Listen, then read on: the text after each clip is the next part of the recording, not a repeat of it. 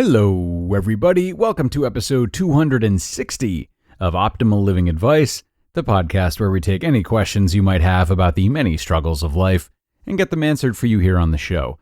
I am your host, certified life coach Greg Audino, reminding you before we begin that if you have a question you would like help with on the show, we welcome you to email it to us at advice@oldpodcast.com. You will definitely hear back from us. Now, I hope everyone is looking ahead to a nice weekend. But before that, I've got a question today that I'm really excited to share with you. Another great question about self-love.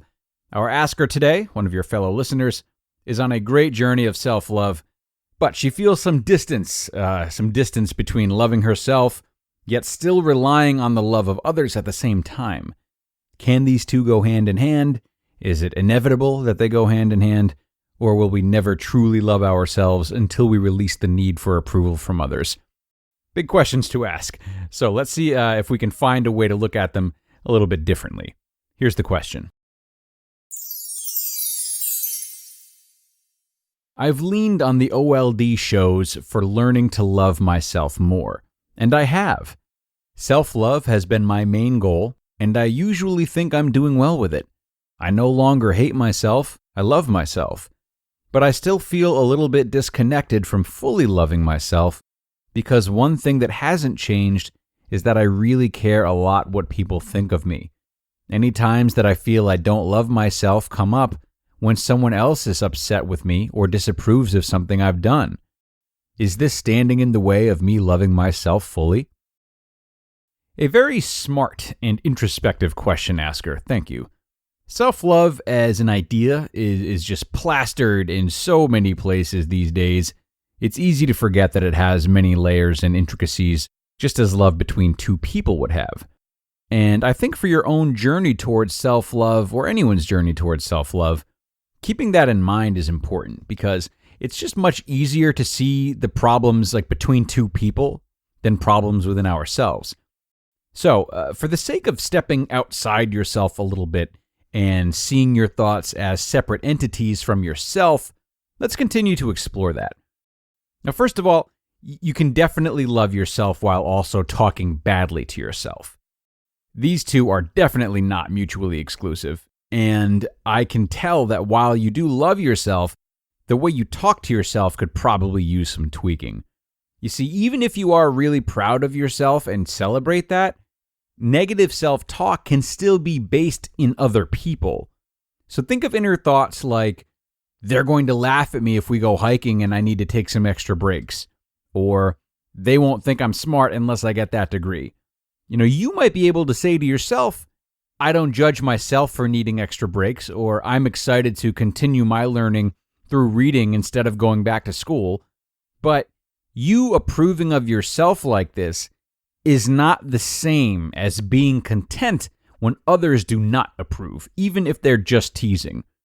Again, this might be tough to grasp within yourself, though. So, to make things easier, what would this dynamic look like if you were two people in a relationship with one another?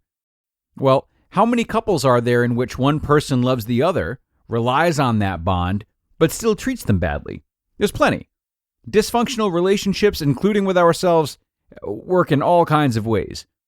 A man can love his wife, but also have deep-seated needs for recognition and respect that cause him to scold her anytime she's saying something embarrassing in front of his colleagues, okay? So if you were your own spouse, what would the equivalent be? Would it be something similar?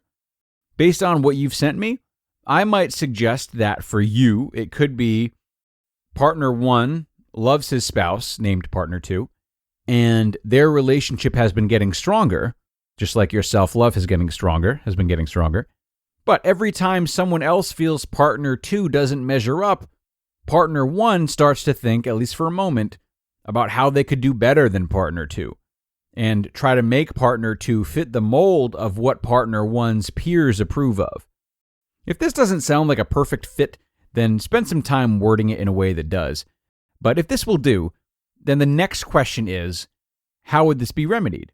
So how would you recommend a couple like this improve their relationship that's actually reflective of what's going on within you?